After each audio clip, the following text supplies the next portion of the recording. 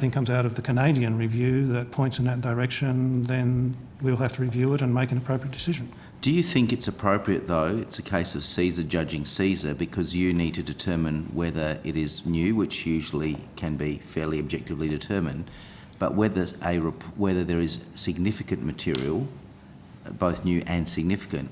Do you agree that that is something that can be the subject of a judgment call by the very essence of determining whether something is significant or minor?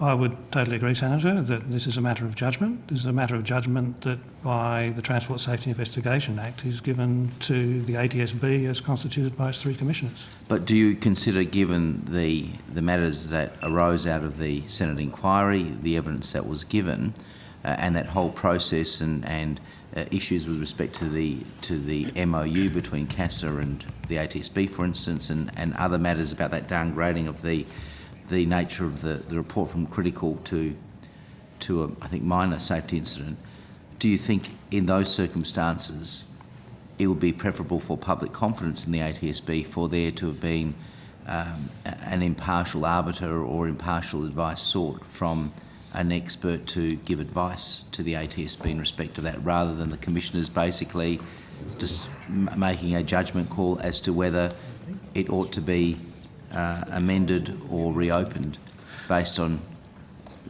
your previous judgments? You can understand why there might be some concern about that.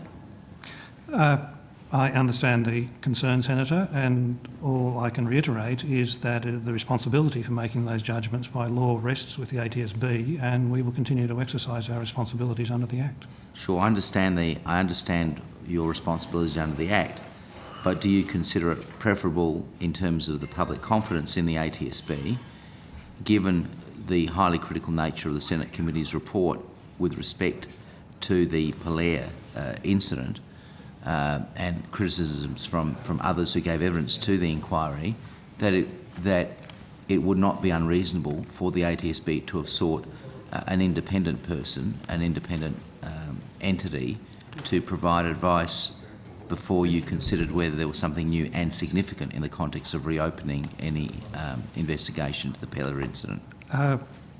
The 3 commissioners, Senator, determined that it was their responsibility to make that assessment, and we didn't see any need or possibility to defer that decision to someone else. What we did do, quite deliberately, was ask a counterpart organisation, the Transportation Safety Board of Canada, to benchmark our investigation methodology against their investigation methodology, and to review 3 of our investigations in the light of that, essentially against what the TSB would have done as against what we did, and to give us an independent report on the results. It's entirely possible that as a result of that there will be new and significant information.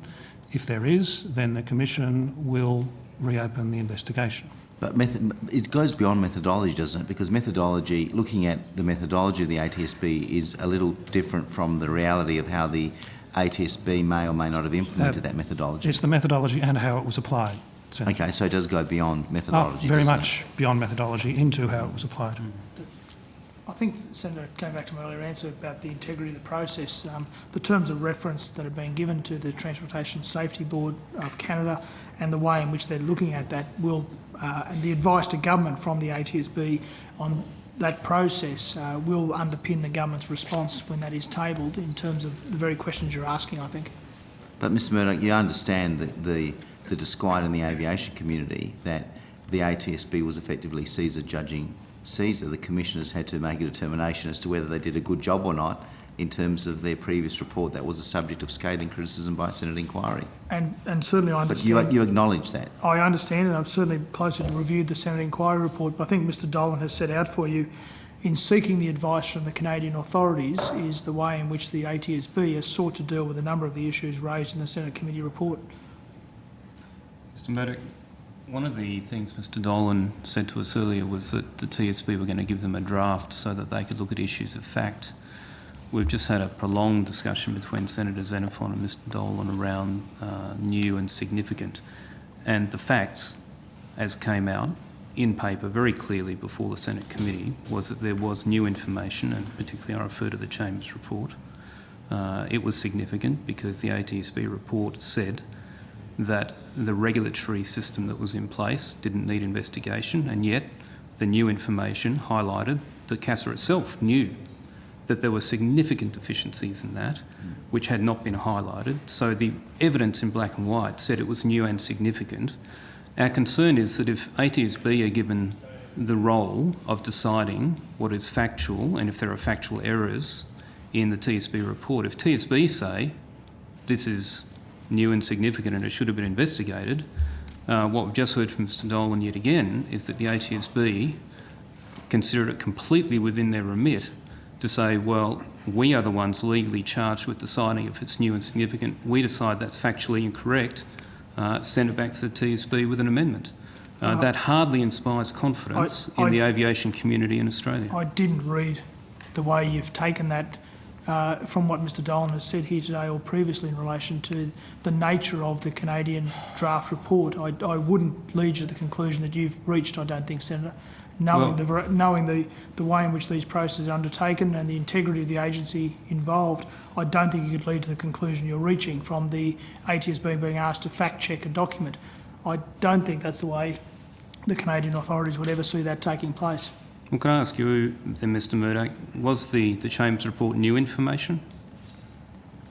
Senator, I wasn't involved in the process at the time. I certainly, from reading the Senate report, I can certainly accept the view that it provided additional and new information. As to whether that was germane to the issue of the circumstances which the ATSB reported on, that's a matter of judgment. Which comes down to the issue at hand, Mr Murdoch. But I think the concern of the committee is very clear that given ATSB's response to date to completely deny the black and white facts that were laid before the Senate inquiry, upon threat we had to require the documents be delivered to us, and they then exposed in black and white this new and significant information. For the agencies to say it's not new and it's not significant, or not a combination of both, just flies in the face of logic. Well, again, I can only take you to what I anticipate being a very rigorous review by the Canadian peer review. We'll have to stand on and look at that document at that time. Mr. Chair, Mr Murdoch, further to Senator Forster's line of questioning, is a review by the TSB, the Canadian TSB, one on the documents, or are they actually seeking to interview people involved in that incident and in the investigation?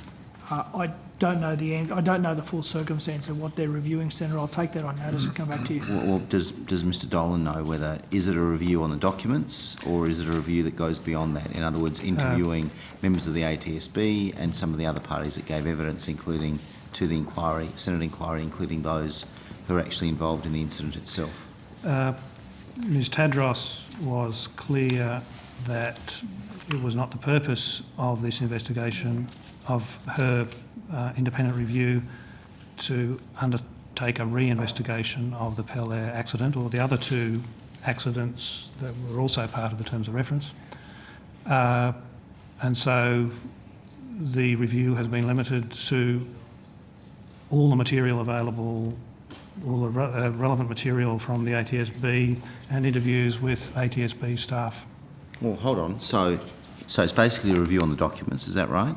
And those involved in the investigation process and the review mechanisms of the process. So it would involve actual interviews, person interviews of some of the ATSB staff, correct? Correct, Senator. But what about the material that was uncovered in the course of the Senate inquiry? Is that the subject of the TSB's review? All the material that was published as a result of the Senate inquiry has been made available to the TSB, Senator. I understand that, but is that also the subject of review by the TSB? The TSB is looking at the process by which the ATSB undertook this investigation, and that material is relevant to their consideration. I haven't been taken, I wouldn't expect to be taken chapter and verse through the process that the TSB is using to meet their terms of reference. I'm happy, and I'm not sure whether it's been done previously, to supply the terms of reference to the committee, yep. To give some context as to what's actually being undertaken by the Canadians. I think the committee has those terms of reference. Mr Dolan, what I'm trying to establish is if it's a review simply on the documents, that may raise concerns as to the adequacy of the review, because sometimes if the documents disclose an area of concern, that might itself lead to, for instance, talking to, interviewing those involved in the actual incident or those that gave evidence to the Senate inquiry about their views as to the adequacy or otherwise of the ATSB's investigation. At this stage, as I understand it, Senator, TSB hasn't thought it necessary for the scope of their inquiry to undertake those sorts of interviews. And sorry, just one final before go back to Senator Fawcett. But were you told? Did the TSB tell you why they didn't think it was necessary, or did the ATSB make in any way representations to the TSB that interviewing interested parties, including those involved in the incident and those involved in the investigation and those who proffered an opinion to the Senate inquiry, ought not to be interviewed for the purpose of the TSB report? No, Senator, we never had any discussion of that nature with the TSB. The discussion I had with Ms Tadros was to lay out the fact that a highly critical report of one of our investigations had been issued by a Senate committee, that it called into question a range of our procedures and how we applied them, and it related to a particular investigation. We thought the benefit of an external and independent peer review of those processes by the TSB, which runs comparable processes and in a similar legal framework to us, would be of benefit. Ms Tadros put forward a proposed terms of reference, which we commented on but didn't really make much in the way of adjustment to, and from then on the process has essentially been a Canadian process.